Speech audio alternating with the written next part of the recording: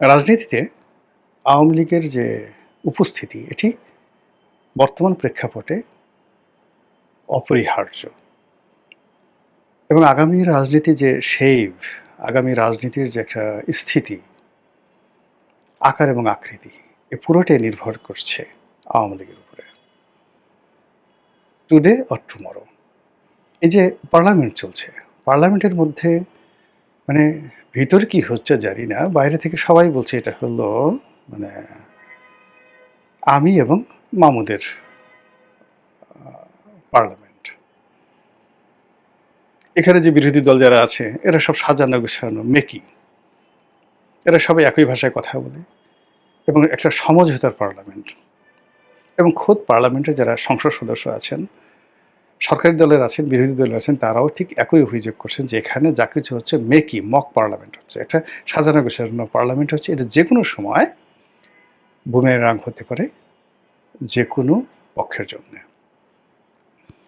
যারা বিরোধী দলে আছেন তারা প্রচণ্ড রকম ইমেজ সংকটে পড়ছেন এবং সেই ইমেজ সংকট কাটানোর জন্য তারা নানা রকম আবল তাবল কথা বলছেন। সরকার বিরোধী আজ ফাটিয়ে ফেলেঙ্গা, কাল ফাটিয়ে ফেলেঙ্গা, মেরে ফেলেঙ্গা, রাস্তা কাঁপায়েঙ্গা, তারপর গণঅভ্যুত্থান করেঙ্গা, বিপ্লব করেঙ্গা, ছুঁড়ে ফেলে দেঙ্গা, ইত্যাদি ইত্যাদি নানা রকম কথাবার্তা বলছে। পাবলিক বলছে মোনাফেক, বিশ্বাস করি না, বিশ্বাস করি না। তো বুঝেন ব্যাপারটা। তো এই যে একটা অবস্থা, সেই অবস্থার মধ্যে রাজনীতির যে ভারসাম্য, সেই ভারসাম্য বা নদীর পানিতে যে মিষ্টি পানি থাকে, সমুদ্রে যে লবণাক্ত পানি থাকে এবং উভয়ের মধ্যে মিষ্টি পানি এবং লবণাক্ত পানির মধ্যে একটা সীমারেখা থাকে। সেই সীমারেখা ভঙ্গ হয়ে যায় কখন? যখন উজান থেকে পানি না আসে, ফারাক্কা বাঁধ নির্মাণ করা হয়, তখন সমুদ্রের পানি এসে চাঁদপুর পর্যন্ত চলে আসে।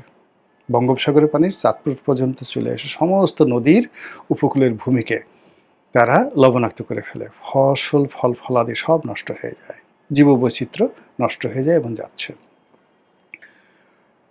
ফলে কি হলো, আমরা এই যে লড়াই করছি, যুদ্ধ করছি, সারা দুনিয়াতে এখন পানির জন্য সবাই হাহাকার করছে, যুদ্ধ করছে, এই ফ্লোটা ঠিক রাখতে চাচ্ছে।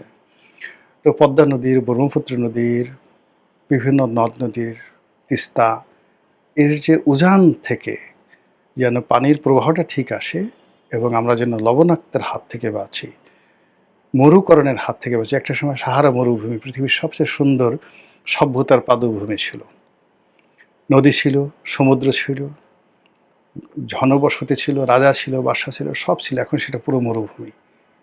একইভাবে এখন বাংলাদেশ যেভাবে পড়েছে, আগামী দিনে বাংলাদেশ যদি এটা মরুভূমি হয়ে যায়, এটা অস্বাভাবিক কিছু না। সুন্দরবনের কোনো অস্তিত্ব থাকবে না, যেভাবে আগে একসময় সুন্দরবনের অস্তিত্ব ছিল না। তো রাজনীতিতেও তদ্রূপ ভারসাম্য দরকার।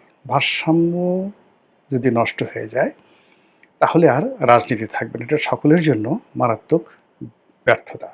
আর তারই প্রেক্ষিতে ঘুরে ফিরে বারবার শুধু এই যে রাজনীতির যে ভারসাম্য, এক পক্ষে বিএনপি, জামাত, এনসিপি এবং এদের মধ্যে যে সখ্যতা, বিএনপি জামাতের সাথে সখ্যতা দীর্ঘদিনের, এনসিপির সাথে জামাতের সখ্যতা সাম্প্রতিককালের, আর তারা সবাই মিলে শেখ হাসিনার বিরুদ্ধে লড়াই করেছে, সংগ্রাম করেছে, ম্যাটিকুলাস ডিজাইন করেছে, আন্দোলন, লড়াই, সংগ্রামে নানা রকম গোপন সলা পরামর্শ করেছে। একে অপরের জাইঙ্গা পর্যন্ত এদের মুখস্থ।